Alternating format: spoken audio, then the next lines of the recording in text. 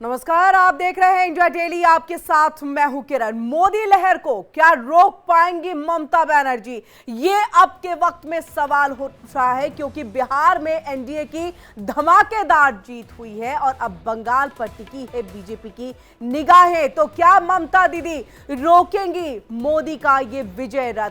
बंगाल का किला फतेह करने के बाद पीएम मोदी ने क्या कुछ कहा वो हम आपको सुनाए। उससे पहले आपको ये बताएं कि बिहार का ट्रेंड तय करेगा बंगाल का भविष्य, और ऐसे में देखिए 3 बार ममता सरकार क्या करेगी, बीजेपी सरकार, ये भी बहुत बड़ा सवाल है। इन सब के बीच में आपको ये बता दें कि पूरे पूर्वी भारत के राजनीतिक समीकरण को भी यहां पर देखने की आवश्यकता हो जाती है। ऐसे में एनडीए की धमाकेदार वापसी के साथ बिहार का जनादेश आ चुका है, और क्या कुछ पहले प्रधानमंत्री नरेंद्र मोदी ने इस जनादेश में कहा वो आपको सुनाते हैं। ये प्रचंड जीत, ये अटूट विश्वास बिहार के लोगों ने बिल्कुल गर्दा उड़ा दिया है। हम एनडीए के लोग, हम तो जनता जनार्दन के सेवक है। बिहार के लोगों ने समृद्ध बिहार के लिए मतदान किया है। मैंने चुनाव प्रचार के दौरान बिहार की जनता से रिकॉर्ड वोटिंग के लिए आग्रह किया था, और बिहार के लोगों ने सारे रिकॉर्ड तोड़ दिए।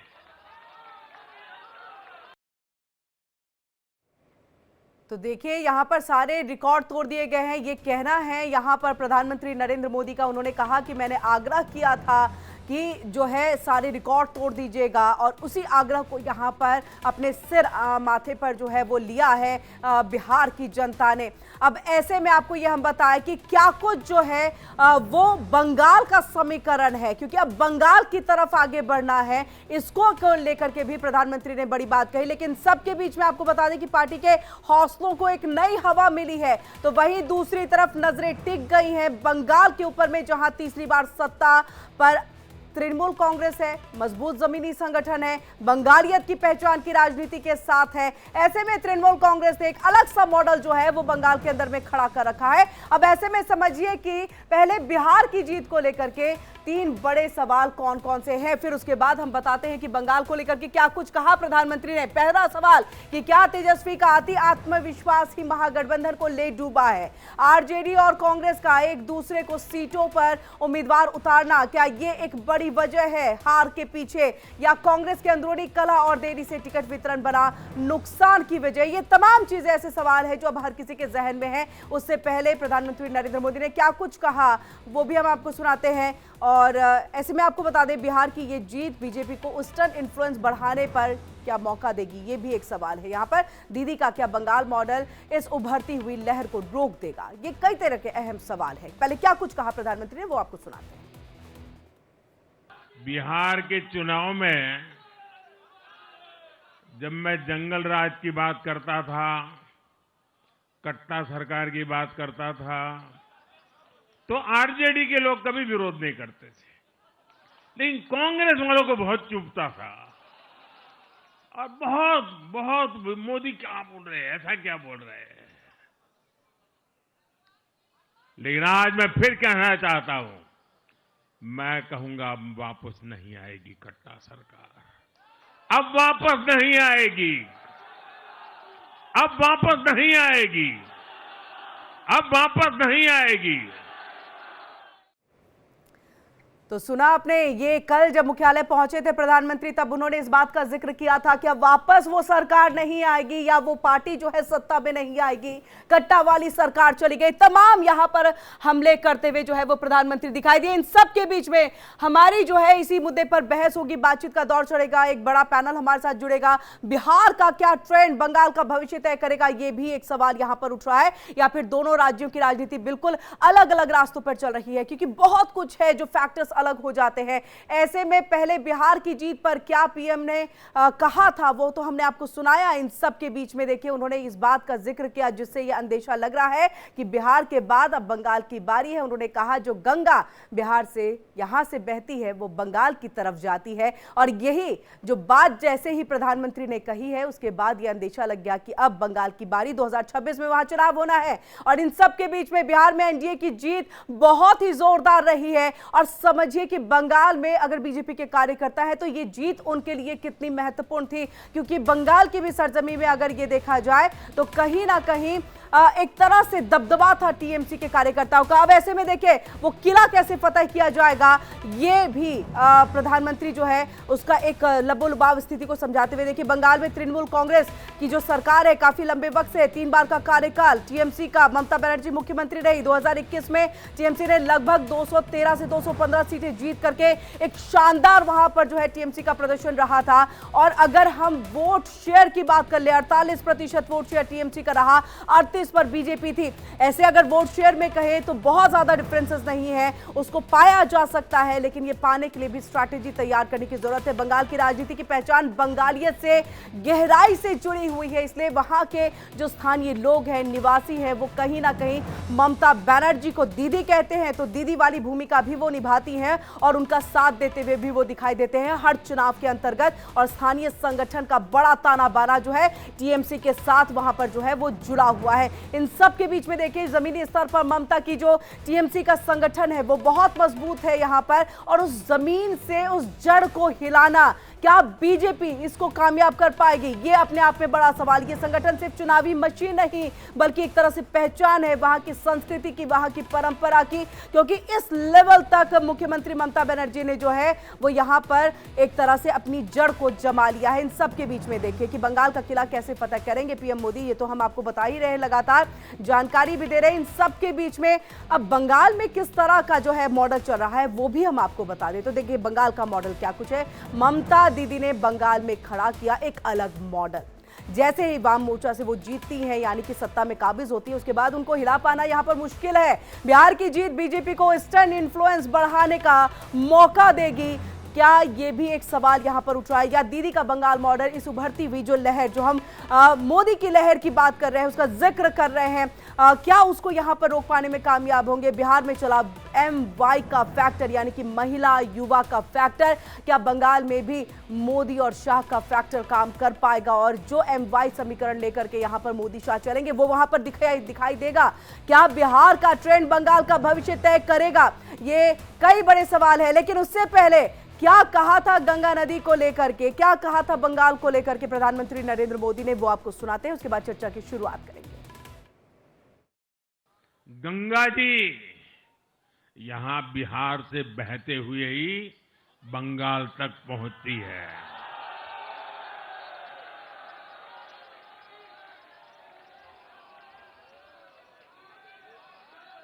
बिहार ने बंगाल में भाजपा की विजय का रास्ता भी बना दिया है।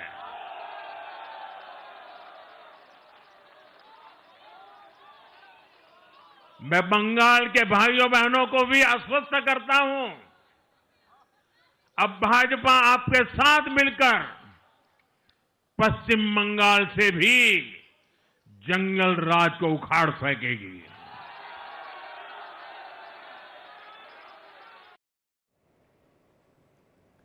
और चलिए चर्चा की शुरुआत करते हैं। एक बड़ा पैनल हमारे साथ इसी पर बातचीत करने के लिए जुड़ चुका है। राधिका भट्टाचार्य शाह है, प्रवक्ता है बीजेपी की, वो हमारे साथ जुड़ चुके हैं। बहुत बहुत स्वागत है आपका। एहतेशाम उल हक है, नेता टीएमसी के हैं, वो कुछ देर के बाद हमारे साथ जुड़ेंगे। वहीं महबूब रजा साहब है, पत्रकार हैं, वो हमारे साथ जुड़ चुके हैं। आप दोनों का ही बहुत बहुत स्वागत है। सबसे पहले महबूब रजा साहब, आपका हम यहाँ पर रुक कर रहे हैं। कैसे देखें इस जीत को, और उस वक्त जब प्रधानमंत्री पहुंचे बीजेपी के मुख्यालय में, उन्होंने कहा कि मैं बंगाल की जनता को भी आश्वस्त करता हूं कि वहां से भी जंगल राज को उखाड़ फेंकेंगे। वाकई ये टीएमसी के जो जंगल राज का जिक्र किया, उसे उखाड़ पाना जो है वो इतना ज्यादा आसान होगा, क्योंकि टीएमसी ने अपनी पूरी जड़ें जो है वो जमा ली है। मुख्यमंत्री ममता बनर्जी को दीदी ऐसे ही नहीं कहा जाता, बहुत बातें जो है वो जुड़ी है, इमोशन भी है वहां पर। बहुत बहुत शुक्रिया। बहुत बेहतरीन उम्दा टॉपिक पे आपने आज का डिबेट रखा है। और 2026 में बंगाल का इलेक्शन है, आप जान सकते हैं। आपने सही, प्रधानमंत्री जी भी सही कह रहे थे, भाई गंगा नदी का असर जो है बंगाल की तरफ जाता है। मगर थोड़ा सा मैं प्रधानमंत्री जी से रूबरू होकर के आपके चैनल के माध्यम से चीज कहना चाहता हूँ। बंगाल में जब गंगा नदी आती है तो उल्टी बहने लगती है, बात समझिएगा। तो वहां से जब चलेगी तो बिल्कुल ठीक रहेगा, मगर यहाँ पर उल्टी बढ़ेगी। जो धारा है वहां बीजेपी के साथ था, सभी लोग यहाँ पर उल्टे हो जाते हैं। हुगली नदी के बारे में एवरीबॉडी नोस कि सुबह में कुछ और बहती है, शाम में कुछ और बहती है। ये बंगाल का कैरेक्टर है, याद रखिएगा। जो दिखता है बंगाल में वो होता नहीं। लोग तो बीजेपी के साथ जरूर दिखाई देंगे, मगर वोट में आज तक वो कन्वर्ट नहीं कर पाए। 2016 में उन्होंने जिद्दोजहद किया, बड़े पैमाने पे जिद्दोजहद किया, फेल हो गए। 2021 में जिद्दोजहद किया, ओ दीदी का नारा लगा, दीदी का अपमान किया, उस वक्त वो फेल हो गए। फिर 2026 आ गया, मगर यहां पर दो तीन चार फैक्टर है बीजेपी के नहीं आने का या बीजेपी के साथ नहीं जाने का। जो बिहार की जबानें हैं वो बिल्कुल अलग है, बिहार की संस्कृति बिल्कुल अलग है, बिहार में बोलने वाले लोग अलग है। बिहार में आरएसएस का प्रभाव बहुत बड़े लेवल में, हर घर में, मिथिलांचल में, नॉर्थ बिहार में आरएसएस के मेंबर मौजूद है। मगर यहीं पर जब हम बंगाल में आते हैं तो यहाँ की संस्कृति, यहाँ की तहजीब, यहाँ की कल्चर, यहाँ की जबानें बिल्कुल ही मुख्तलिफ हो जाती है। यहाँ पर लोग जो है बंगाली जबान बोलने वाले लोग हैं, वहां पर हिंदी, मिथिली और भोजपुरी बोलने वाले लोग हैं, जो पूरा यूपी से, हरियाणा वगैरह से, दिल्ली से, मध्य प्रदेश वगैरह से कनेक्ट हो जाता है। मगर बंगाल वो कनेक्ट नहीं हो लेकिन पाता। महबूब रजा जी, यहाँ पर हम महबूब लोग रजा जी मैं थोड़ा सा रोकना भी चाहूंगी आपको यहाँ पर। हमारे साथ एहतशाम उल हक जी, नेता टीएमसी के, वो भी जुड़ चुके हैं। बहुत बहुत स्वागत है आपका भी हमारी चर्चा में। डॉक्टर अवधेश उपाध्याय जी, बीजेपी के प्रवक्ता हैं, वो भी जुड़ चुके हैं, बीजेपी का यहाँ पर पक्ष रखेंगे। आपका भी बहुत बहुत स्वागत है। महबूब जी, आपके पास हम आते हैं। आप जो बात कर रहे हैं कि यहाँ पर जो परंपरा है या फिर जो बोली है, जो रहन सहन है, वो सब कुछ बिल्कुल अलग है बंगाल और बिहार, लेकिन कहीं ना कहीं कॉम्बिनेशन तो दिखता ही दिखता है, उसमें तो कोई दो राय नहीं है। लेकिन बड़ी बात ये कि गुजरात से आए हुए किसी शख्स ने, जब वो वहां मुख्यमंत्री थे, उसके बाद प्रधानमंत्री बनते हैं, यानी उनकी भी तो बोली, उनकी भी परंपरा, सब कुछ अलग। हम अमित शाह की भी बात कर ले, लेकिन बिहार में आकर के इतना बड़ा मैंडेट ले जाते हैं, लार्जेस्ट पार्टी हो जाते हैं, सिंगल लार्जेस्ट पार्टी। क्या ये फिर डिफरेंशिएट यहां पर क्या बिहार की जनता नहीं कर पाई? अगर यही एक वोट देने दिया जाता है, इसी आधार पर अगर वोट दिया जाता है तो? देखिए, आपने बिल्कुल सही कहा है, मैं आपकी बात की तायद भी करता हूं, मानता भी हूं। मगर बिहार में बीजेपी हमेशा से मजबूत रहा है। बंगाल में जो मजबूती जो इसकी आई है ना, 2016 से आई, जब लेफ्ट यहां से जा चुकी थी 2011 में, तो थोड़ा सा 11 से बीजेपी ने कोशिश करना शुरू किया, फिर 16 में थोड़ा किया, थोड़ा 21 में किया। 21 में तो ऐसा लगा अमित शाह, योगी जी और स्वराज सिंह चौहान वगैरह बोले नहीं इस बार ले लेंगे, इस बार उठा लेंगे, इस बार ये कर देंगे, वो कर देंगे। दूसरी 3-4 फैक्टर मैं बताना चाहता हूं। यहां पर बिल्कुल ही इख्तलाफात में लोग पसंद नहीं करते। हिंदू मुस्लिम तफरीक, जाति पात का ये सब जो राजनीति होता है, जो बिहार में चलता है, यूपी में चलता है, यहां जाति पात का कोई मामला ही नहीं है। यहां पर सिर्फ चलेगा आप महिला को किस तरीके से सुरक्षा देंगे, विकास का काम किस तरीके से करेंगे, रियासत को आगे किस तरीके से बढ़ाएंगे, सबको लेके चलने की बातें किस तरीके से करेंगे। मतलब यहां पर तो बिल्कुल आपको ये लग रहा है कि बिहार में जीत इसलिए क्योंकि वहां पर हिंदू मुस्लिम तो हुआ ही नहीं, वहां तो कभी ना हिंसा होती है हिंदू मुस्लिम को लेकर के, बट वो बंगाल में मुझे चीजें दिखती है। सर थोड़े वक्त की कमी, बाकी पैनलिस्ट को भी मैं ले लेती हूँ। डॉक्टर अवधेश जी, देखिए यहां पर महबूब जी जो कह रहे हैं कि वो फैक्टर काम नहीं करेगा जो बिहार में काम कर गया, वो बंगाल में काम नहीं करेगा, बहुत कुछ अलग है वहां पर। देखिए, ये जो बात कह रहे हैं महबूब अली जी, मैं बात सुन रहा था इनकी। देखिए, बिहार और बंगाल में ज्यादा फर्क नहीं था एक समय से।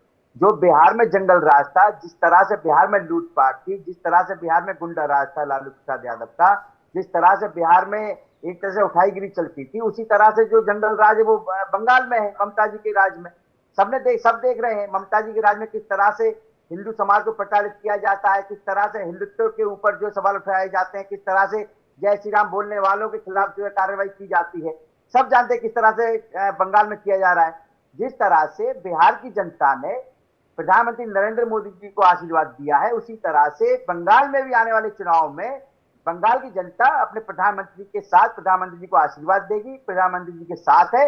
और निश्चित तौर पर 2026 में पश्चिम बंगाल में जिस तरह से बिहार में एनडीए की जीत हुई है, उसी तरह से पश्चिम बंगाल में भारतीय जनता पार्टी की प्रचंड जीत होने वाली है। ये सब जानते हैं किस तरह से। डॉक्टर अवधेश जी, दो चीज बहुत महत्वपूर्ण, आप ही कंटिन्यू करिएगा। चेहरा नहीं है वो, कहीं नहीं लग रहा है कि इसका खामियाजा भुगतना पड़ेगा, क्योंकि देखिए वहां तो जेडीयू का साथ मिल गया, यहां तो वैसी कोई और पार्टी भी नहीं है जिसके साथ बीजेपी जो जुड़ जाए तो उनको चेहरा बना दे और चुनाव लड़ ले। नहीं, देखिए मैं बताऊं आपको किरण जी, पश्चिम बंगाल में बहुत सी केंद्र सरकार की ऐसी योजनाएं हैं जो कहीं ना कहीं गरीब कल्याण को समर्पित हैं, लेकिन पश्चिम बंगाल में वो योजना लागू ही नहीं की गई है।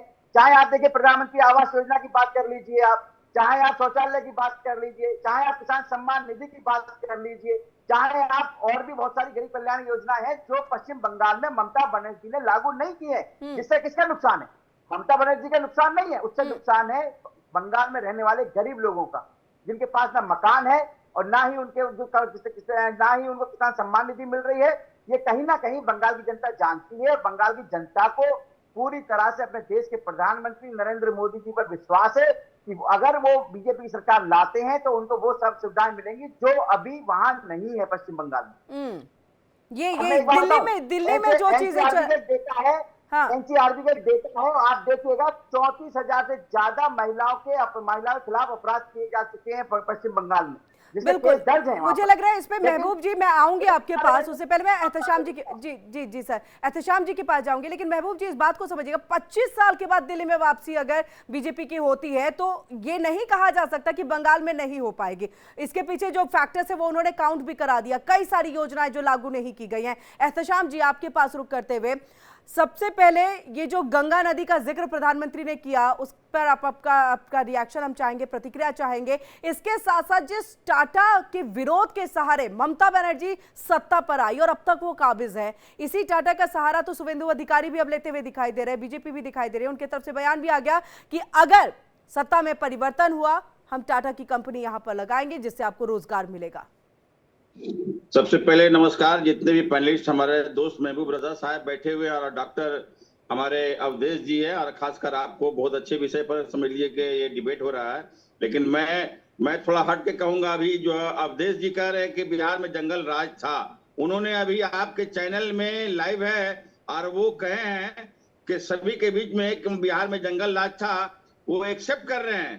तो जंगल राज था तो आज 15 साल इससे पहले किसका राज था? वो बीजेपी का राज था। तो वो अपने आप को एक्सेप्ट कर रहे हैं कि वहां जंगल राज था, नंबर 1। मैं दूसरी बात मैं स्पष्ट रूप से कहना चाहता हूं, 15 साल पहले का जिक्र मैं नहीं, एक मिनट, उससे पहले लालू प्रसाद यादव, उससे पहले कांग्रेस।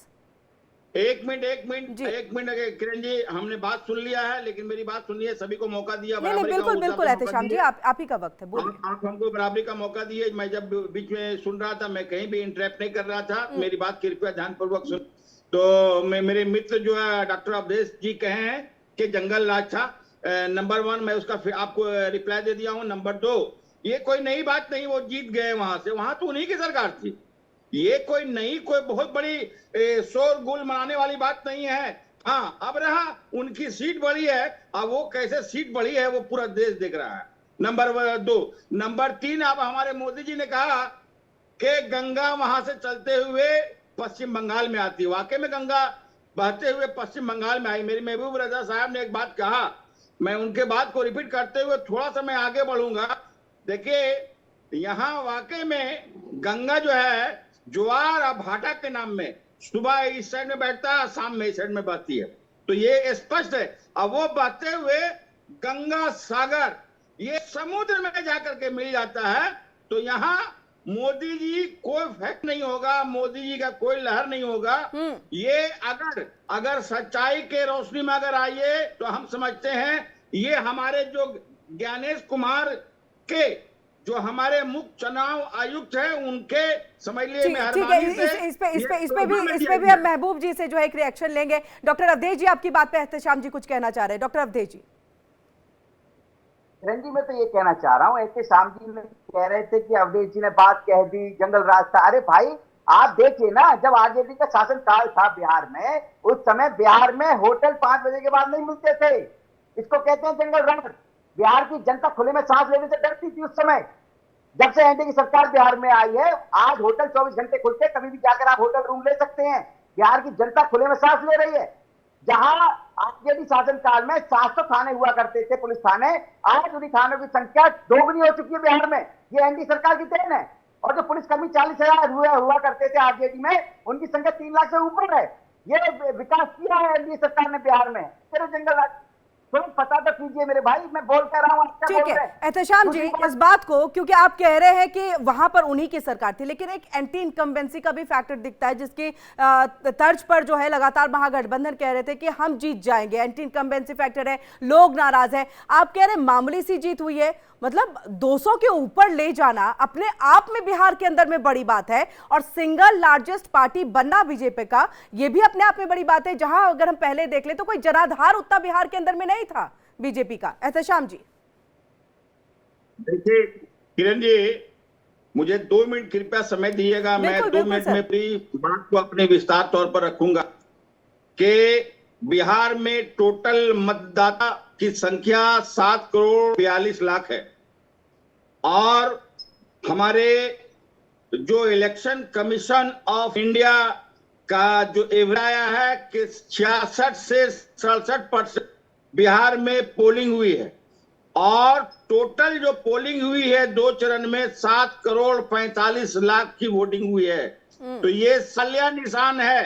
ये 7 करोड़ 42 लाख वोटर की संख्या 67% वोटिंग हुई है, और 7 करोड़ 45 लाख वोटर जो है मत का प्रयोग किया है। तो ये समझ लिए बहुत ही बड़ा, ये एक समझ लिए स्वागत तरीके से प्री प्लान करके नहीं एहतेशाम जी, अब तो पता है क्या लग रहा है, ये आप लोगों ने एक प्लॉट तैयार कर दिया है, जब जब हारेंगे तब इस तरह का आरोप लगाएंगे। मेरा सवाल एहतेशाम जी एक आप ही से इस बात को लेके, अगर आपके पास एटम बम था, मैं कांग्रेस की बात कर रही हूं, अगर एटम बम था, हाइड्रोजन बम था, कल सवाल भी मैंने ये पूछा था, तो आपने सबूत के तौर पर, तथ्य के तौर पर न्यायालय के सामने क्यों नहीं रखा? रखते तो तस्वीर दूसरी होती, पश्चिम बंगाल को भी इसका फायदा होता, शायद एसआईआर पे रोक लगती या ट्रांसपेरेंसी होती। कल का रिजल्ट के बाद, सुनिए किरण जी, कल का रिजल्ट के बाद हर एक पार्टी जो बिहार के हैं, ऑपोजिशन के सभी लोग आने वाले दिनों में सुप्रीम कोर्ट का दरवाजा खटखटाएंगे। नहीं तो पहले क्यों नहीं किया गया? अगर सबूत थे तो पहले क्यों नहीं किया गया? महबूब रजा जी, क्या नहीं लग रहा है कि अगर आपके पास सबूत है तो आप पहले रखिए ना तथ्यों को? सिर्फ मीडिया के सामने आके प्रेस कॉन्फ्रेंस करके आप तमाम बातों को रख देते हैं। आप कहते हैं एटम बम हमने फोड़ दिया।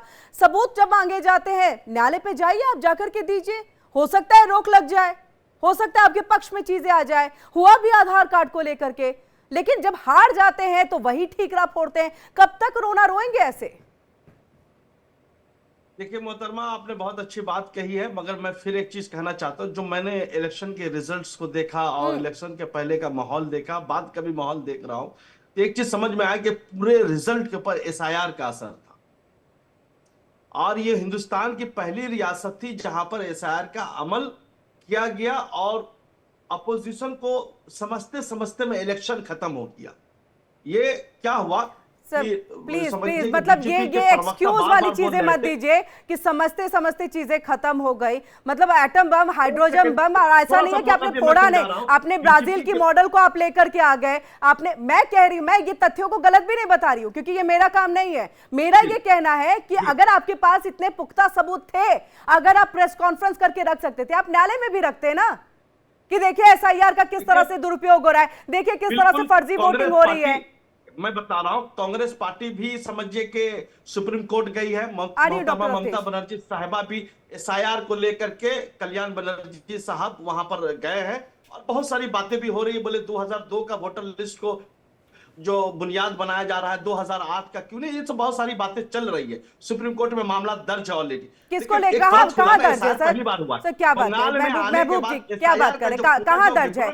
एक एसआईआर को लेकर की चीज हुई थी, आधार कार्ड को लेकर के, उसके अलावा उसके बाद तो चीजें नहीं हुई। आधार कार्ड पे अपोजिशन के पक्ष में चीजें आई। साहिबा ने 2 टॉपिक उठाया कि 2002 टॉपिक उठाना अलग बात है, टॉपिक उठाना अलग बात है, टॉपिक उठाना अलग बात है, मार्च निकालना अलग बात है, न्यायालय में जाना अलग बात है। तो सबूत दीजिए ना सर। 2008 मेरा ये कहना है सबूत दीजिए ना, जो सबूत है आपके पास में। भी तो रिवीजन हुआ था। अरे बाबा सुनिए सर, महबूब जी मेरी बात सुनिए, सबूत है फिर वक्त क्यों लंबा लगा रहे हैं? सबूत रखिए, आपके पक्ष में चीजें आएंगी। कभी कभी क्या है ना, समझने में देरी हो जाती है, तो अपोजिशन को बाबा, समझने में आप देरी हो जाती है। प्रेस कॉन्फ्रेंस करके 2017 का इलेक्शन महबूब था रजा जी, यूपी में, महबूब रजा जी प्रेस कॉन्फ्रेंस करके दुनिया के सामने, जनता के सामने, महबूब रजा जी दुनिया के सामने, जनता के सामने आप पूरी तरह से इस बात का खुल्लम खुल्ला ये कर रहे हैं, हमारे पास सबूत है, एटम बम का जिक्र कर रहे हैं, फिर कहते हैं देरी हो जाती है। मतलब क्या आधे अधूरे तथ्य थे? डॉक्टर अवधेश जी, क्या आधे अधूरे तथ्य थे? इसमें दीजिएगा डॉक्टर अवधेश जी। मैं बताऊं, महबूब जी के पास ना आपके जो टीएमसी के नेता बैठे हैं संघ के पास कोई जवाब नहीं है। सच्चाई ये है, ना तो कोई एसआईआर का विरोध है, ना किसी तरह से वोट चोरी की बात हो रही है, ना किसी तरह ईवीएम की चोरी की ईवीएम की बात हो रही है। ये केवल अपने अस्तित्व बचाने की बात हो रही है। जिस तरह से विपक्ष की धीरे धीरे जो खटिया खड़ी हो रही है, धीरे धीरे इनकी राजनीति जा रही है, उसको बचाने के लिए नए नए आडंबर लेकर आ रहे हैं। कभी वोट चोरी की बात करेंगे, कभी एसआईआर की बात करेंगे, कभी ईवीएम की बात करेंगे। मैं इनसे पूछना चाह रहा हूं एहतेशाम जी से, एसआईआर का पहली बार देश में हुआ है क्या हमारे? वो तो शुक्र मनाओ पहली बार नहीं हो रहा है। किरण जी, अगर पहली बार होता तो हाया तो मत्ता के बैठ जाते हैं आज के समय में। वो तो 1952 से शुरू होता है। और जो आप ठीक है, वक्त की कमी है। एहतेशाम जी, इसका जवाब दे दीजिए जी। किरण जी, जिन्होंने समर्थन मैं डॉक्टर अवधेश साहब का जवाब देना चाह रहा हूँ। हाँ, जल्दी से बहुत अच्छी बात, वो प्रमाण लोग घिर गए।